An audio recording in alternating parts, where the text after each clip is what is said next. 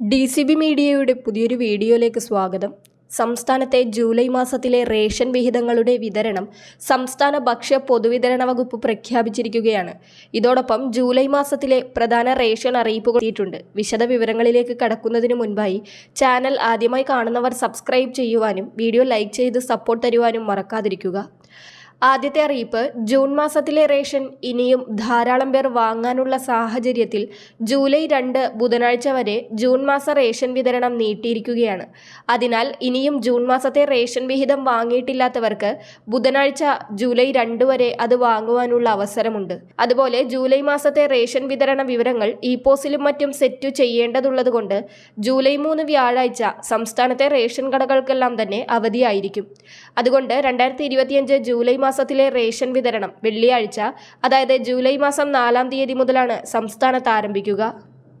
അടുത്തതായി ജൂലൈ മാസത്തിൽ ഓരോ വിഭാഗം റേഷൻ കാർഡുകൾക്കും എന്തെല്ലാം വിഹിതങ്ങളാണ് ലഭിക്കുക എന്ന് നോക്കാം.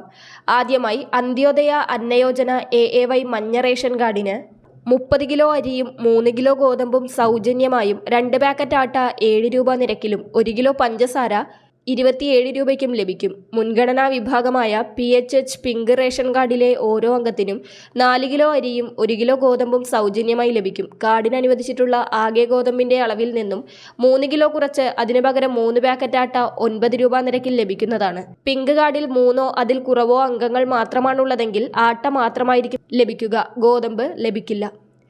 ഇനി NPS നീല റേഷൻ കാർഡിലെ ഓരോ അംഗത്തിനും 2 കിലോ അരി വീതം കിലോയ്ക്ക് 4 രൂപ നിരക്കിൽ ലഭിക്കും. കൂടാതെ NPS കാർഡിന് അധിക വിഹിതമായി 3 കിലോ അരി കിലോയ്ക്ക് 10 രൂപ 90 പൈസ നിരക്കിൽ ലഭിക്കും. അടുത്തത് NPNS വെള്ള റേഷൻ കാർഡിന് 6 കിലോ അരി കിലോയ്ക്ക് 10 രൂപ 90 പൈസ നിരക്കിൽ ലഭിക്കും. പൊതുവിഭാഗം സ്ഥാപനം NPI ബ്രൗൺ കാർഡിന് 2 കിലോ അരി കിലോയ്ക്ക് 10 രൂപ 90 പൈസ നിരക്കിലാണ് ലഭിക്കുക. ഈ രീതിയിലാണ് ജൂലൈ മാസത്തെ റേഷൻ കാർഡുകാർക്കുള്ള റേഷൻ വിഹിതങ്ങൾ. റേഷൻ കാർഡ് ഉടമകൾക്ക് റേഷൻ കടകൾ കൂടാതെ സപ്ലൈകോ ഔട്ട്ലെറ്റുകളിൽ നിന്നും 13 സബ്സിഡി സാധനങ്ങൾ, അതും അരി, പയർ, മുളക്, വെളിച്ചെണ്ണ, പഞ്ചസാര ഉൾപ്പെടെയുള്ള നിത്യോപയോഗ സാധനങ്ങൾ എല്ലാ മാസവും ലഭിക്കുന്നതാണ്. ജൂൺ മാസത്തിൽ ധനവകുപ്പ് 100 കോടിയോളം രൂപ സപ്ലൈകോയ്ക്ക് സാധനങ്ങൾ വാങ്ങുന്നതിലേക്കായി നൽകിയിട്ടുണ്ട്. അതിനാൽ ഈ മാസം സബ്സിഡി സാധനങ്ങൾ കൂടുതലായി സപ്ലൈകോ ഔട്ട്ലെറ്റുകളിൽ എത്തുവാൻ സാധ്യതയുണ്ട്. ജൂൺ മാസം അവസാന ആഴ്ചയിലാണ് എല്ലാ വിഭാഗം റേഷൻ കാർഡുകാർക്കുമുള്ള മണ്ണെണ്ണ വിതരണവുമായി സിവിൽ സപ്ലൈസ് വകുപ്പ് എത്തിയത്. ചില റേഷൻ കടകളിൽ മണ്ണെണ്ണ വിതരണം നടന്നപ്പോൾ ചില റേഷൻ കടകളിൽ ഇതുവരെയും മണ്ണെണ്ണ എത്തിയിട്ടില്ല. 2-ാം തീയതി വരെ വിതരണം ഉണ്ടാകും.